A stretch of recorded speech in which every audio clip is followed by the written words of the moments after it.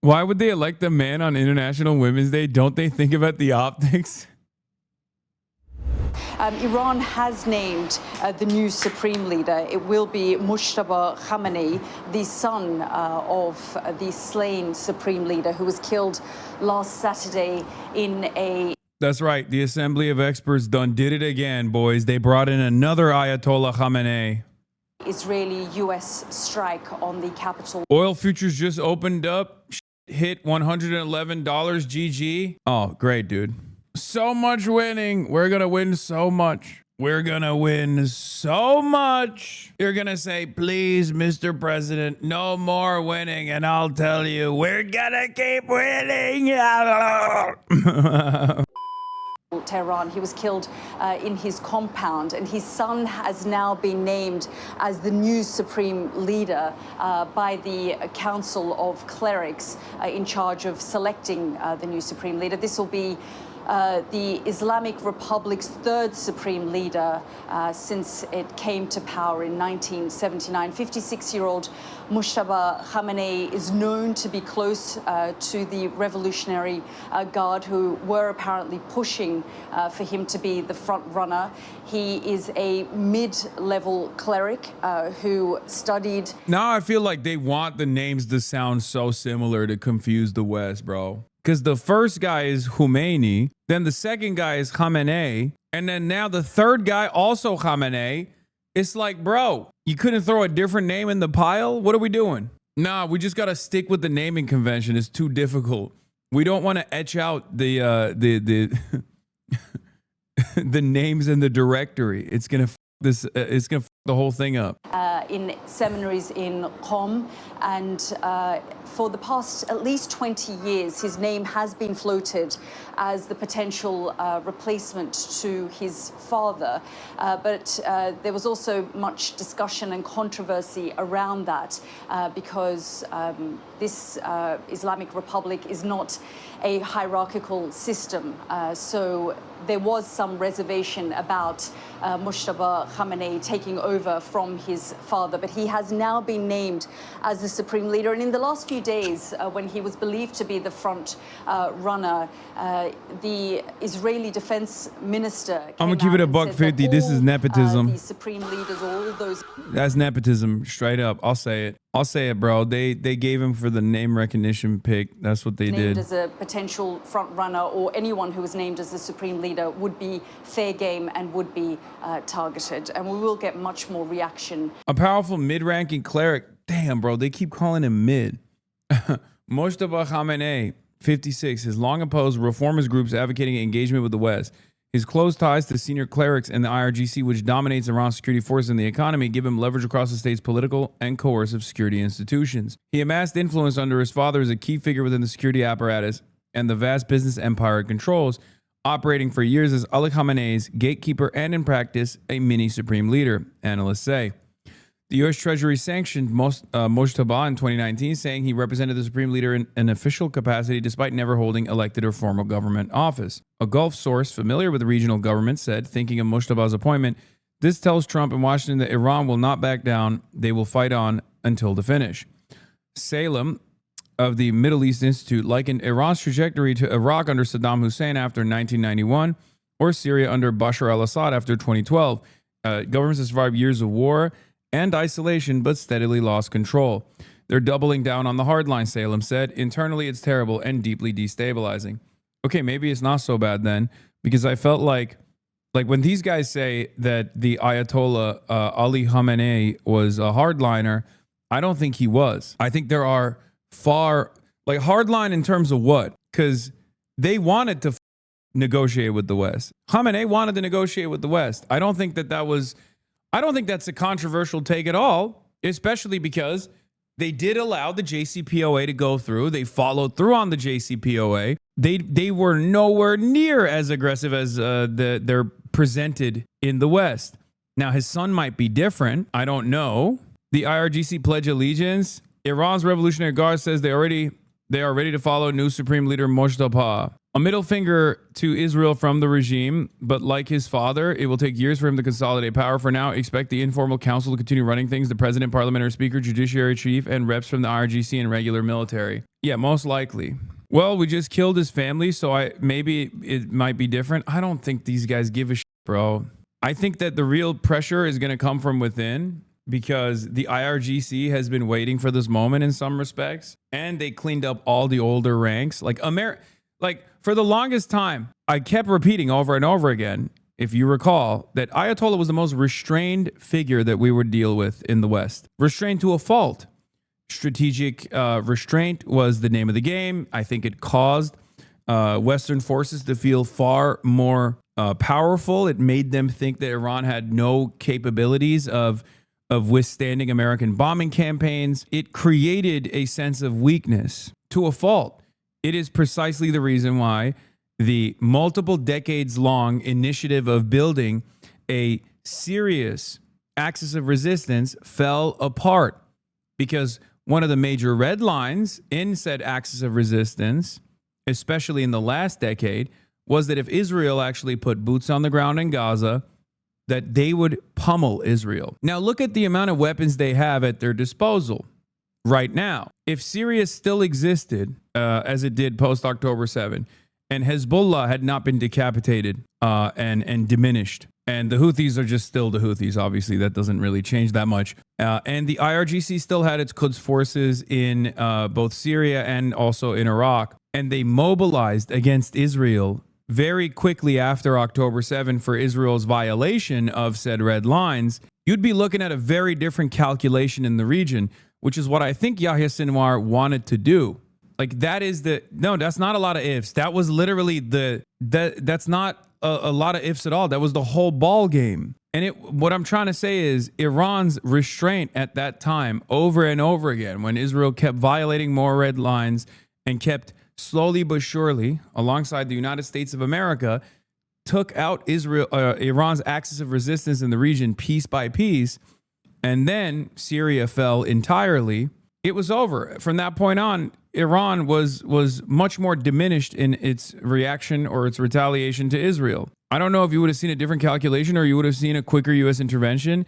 I mean, think about the U.S. intervention that's taking place right now, though. Now imagine a much more powerful axis of resistance that wasn't destroyed over the course of the last 2.5 years, very successfully, mind you. I don't think if the United States of America right now can't withstand and can't successfully defend its own assets in the region, can't defend its most powerful ally, the only country that they care about, Israel, successfully. Israel's defenses have been deteriorating. Israel cannot even do early enough warnings for its citizens right now. If they waited a couple months and then they were like, all right, you've gone too far, and they came in and reacted, we'd be looking at a very different calculation, which I think was that was what Yahya Sinwar thought would happen. But the reason why I brought all this up is not so I can get clipped to be like, see, Hassan is like so pro-Iran. He's saying Iran should have retaliated, whatever. The reason why I brought that up is because there was one guy who was against that. There were forces within Iranian military that were for it, certainly. The IRGC being the hardliners, the real hardliners, the ones that were much more pragmatic and understood what was necessary. But the Ayatollah was not one of those guys. He was the final setback. He had the final say. He was the one who kept repeatedly saying, no, we can negotiate. We can negotiate. Obviously, like the civilian governance side, the president, foreign minister, those guys are all moderates. They're always moderates. That's more so to throw a bone to the public, to be like, see, we're listening to your demands. Western attitudes matter if and only if they result in political change. Exactly. Will people be thrown out of office based on their foreign policy takes? Don't want to bring up recent drama, but even leftists are eager to cover over NATO supporting warmongering if it comes in the right package. Yeah, I know. But again, it's utterly irrelevant regardless. Whether people are pro-NATO or anti-NATO, it still doesn't matter. Do you see what I'm saying? I mean, you and I agree on this. It only matters if we can actually make this change. It only matters if we can create enough pressure, enough domestic pressure that the administration has to back away. So in some ways, when like my haters or our haters are like, you're doing the bidding of Iran. It's like, it's true. I am. I'm doing the bidding of the Iranian people that don't want to be killed. Not the Iranian government. It's the Iranian government's bidding as far as the Iranian government cares about making sure that the Iranian people survive. I'm anti-war for that reason. I'm anti-war because I don't want to kill Iranian people. I don't want to destabilize this country with 93 million people. I want to reduce harm. I want to avoid harm. I want to stop this senseless bloodshed. Public celebrations around Iran tonight.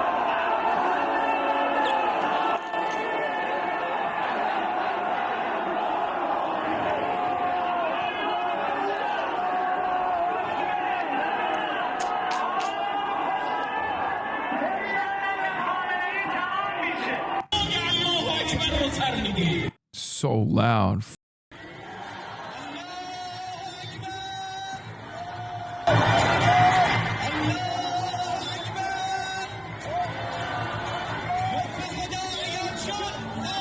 Someone needs to inform these guys that there's a white Californian who has concerns about nepotism.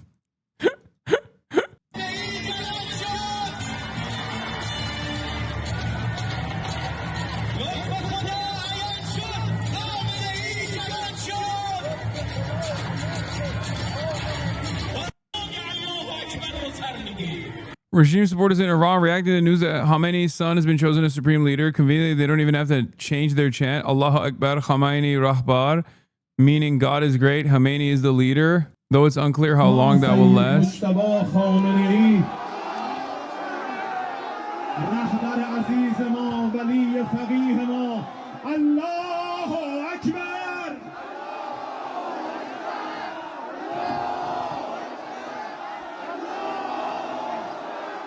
Allahu Akbar.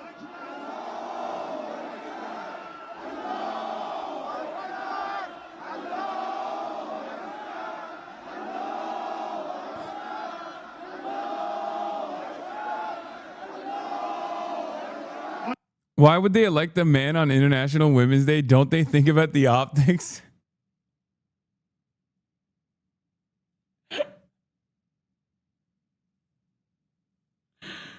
Oh, damn, chatter. Someone needs to ring him up. Breaking, Israel's now claiming they will try to assassinate the new leader of Iran and murder anyone involved in appointing them. It is impossible to overstate how deranged these people are. Oh my God, bro. It's like, I'm telling you, it's like a rabid dog. Like, it's like having to live with a mutated pit bull with rabies, dude. It's insane. They're just like, meow, I didn't get my wishes across. It is a lunatic state. Norm is right. It is truly a lunatic state. This is lunacy. Oh my God. Oh, so cool that they have nukes, by the way. And not only do they have nukes, but they also basically dominate American politics as well. If Iran wants to be treated like a normal country, let it act like a normal country. Many months later, a standing ovation by US lawmakers for Israeli Prime Minister Benjamin Netanyahu. And get the most powerful hegemonic superpower in the world to do their bidding. Fantastic. Good group of guys to give, our foreign policy over to. The Israeli military warned it would continue pursuing every successor of Iran's next supreme leader. In a post on X and Farsi, the Israeli military said it would also pursue every person who seeks to appoint a successor for the slain supreme leader Ayatollah Ali Khamenei, referring to the clerical body charged with selecting Iran's next supreme leader. It truly is like an unstoppable force meets an immovable object. Like, Iran's like, okay, f you. And Israel's like, we're going to keep killing you. We're going to kill you extra hard. We're going to kill you dead. Uh-oh. Trump saw the oil prices. Trump now says $100 barrel oil is a very small price to pay and calls anyone who disagrees a fool. Short-term oil prices, which will drop rapidly when the destruction of the Iran nuclear threat is over, is a very small price to pay for USA. Oh, they are dumb. Oh, they're stupid. Oh, they're this stupid. I can't believe it. It's unbelievable. Oh my God. He truly is JD Pond. He truly is JD Pandan. It's not even a joke. He wants the suburbs to scream. He wants to kill every American Treatlerite.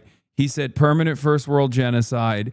It's crazy. Nah, this is the one area where the hogs and hogettes will not play around. This is the one area where I don't think they're gonna like that. That's why he kept saying over and over again, but the price of gas is so low. The price of gas is so low. Don't you love it, folks? Well, now the price of gas is not so low. Ali, what can you tell us about what we can expect now that the Supreme Leader has been named? Well, now, first of all, that Mojtaba Khamenei has been announced officially as Iran's third Supreme Leader. This is the end of a chapter and the beginning of a new chapter at the time of war. So Mojtaba Khamenei is now supposed to lead the country in the time of war. Of course, this election would have a lot of controversy given the fact that he's... They're announcing it like it's the Pope. I mean, it kind of is. It's not like completely the Pope, but yeah. Succeeding his father. There are going to be accusations of family succession. You know, the Islamic Revolution came in 1979 to end the monarchy. So this is going to be one of the issues that he will face as an accusation. Yet he will have to lead the country at a very difficult time. There are security threats to him. The United States, Israel, both are threatening to kill him, just like they did with his father. So there is going to be a lot of challenges facing him, first of all, to lead the country in the time of war, and at the same time to make sure to bring together the Iranians at the time when they are already divided. You know, just a few weeks ago, there were protests in the country. So it's going to be a really very heavy challenge for him. Do we know much about who he is? I mean, we obviously know who his father is. We know who his family is. But do we know much about him, what he stands for, and what he could stand for going forward, given that we are in extraordinary circumstances? Wait, this guy also fought in the Iraq War? I guess it makes sense. His dad did too. I guess most people in power did. I mean, Arakshi, the guy that you guys all call handsome, the foreign minister, he also fought in the Iraq War. Oh, he was 17. Okay, that makes sense. The Sayed Mohammed Morandi, I think that's his name, right? Like, he also fought in the Iraq War. He got gassed. Yeah, they had hella child soldiers in the Iraq War. Well, Mojtaba Khamenei comes from the school of theology that is known to be, I mean, it's described as a hardline school. It's he adopts the positions of his father with respect to the United States, with respect to Israel. So we are expecting a confrontational leader. We're not expecting any moderation. We're not expecting any negotiation-seeking leader. However, if this... Yeah, Morandi moved from the U.S. to Iran in 1970 and fought as a child soldier in the Iran-Iraq War, yeah. He still has his photos from back then on his Twitter profile. Is like... War comes to an end, and he is still alive, and he's able to continue running the country. There is going to be a big potential seeing him there at this position to find new routes for Iran. This is one. On the second side, he is, of course, a cleric that's been teaching the highest levels of religious studies.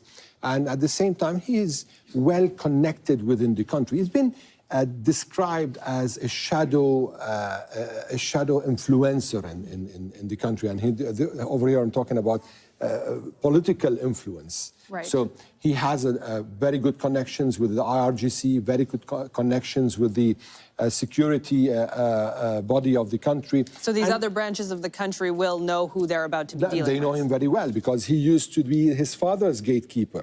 He is a continuation of his father's reign for 37 years.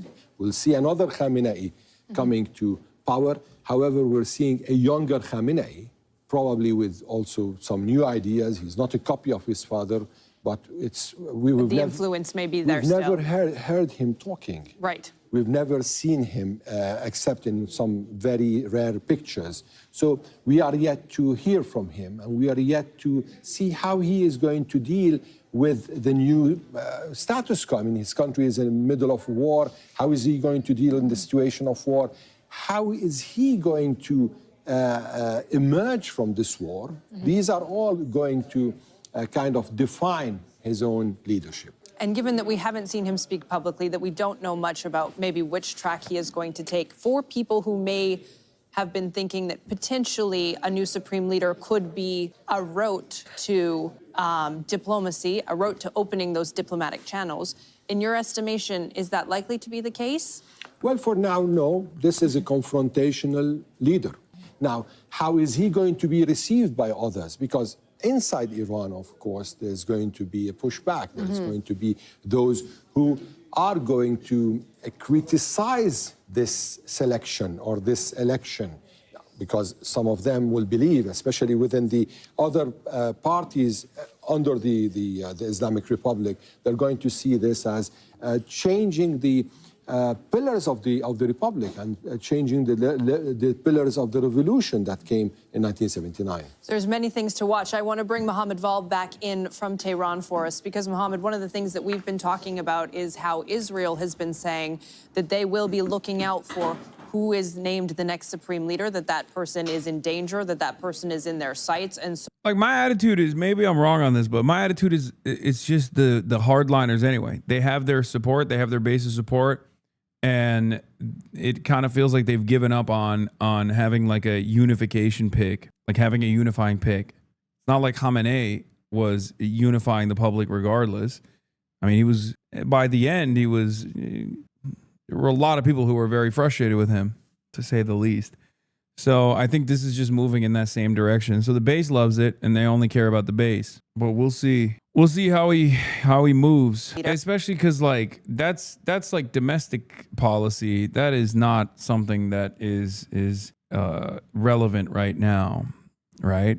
It's not relevant at all, because the country is going to be unified regardless currently, because America's blowing it up.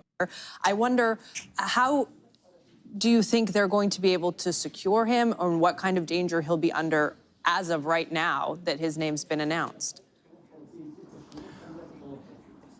Right, that's a very big question here in Iran, and also the election of Mojtaba Khamenei is clearly an act of defiance on the part of the Iranian leadership here, because he's the man President Trump mentioned in name, saying that he's a lightweight, and he's in the position now that Israel has threatened to kill him anyways.